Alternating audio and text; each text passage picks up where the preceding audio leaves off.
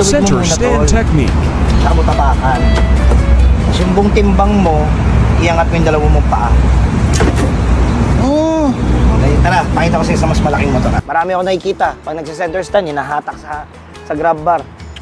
Mali, may technique dyan. Tiga, tingnan mo rito. So pag magsa-center stand po kayo, hanapin nyo muna itong pinaka-stand, yung kick. Pag kick nyo, yung iba kasi nakikita ko, nakaganyan pa yung motor, sinisipa na. So hindi aangat yan, mahirapan ka yan. Dapat ang technique po, kunin nyo yung pinaka-dead center. Ayan. Mararamdaman nyo ho yan, pwede nyo na hong bitawan. So dead center na ho yan, di ba? Tapos di nyo ho kailangan hatakin. Mahihirapan ka lang yan. Ganito ang technique dyan. Ilagay mo yung buong timbang mo, ito alalay lang. O, di ba? Isa pa. Alalay lang.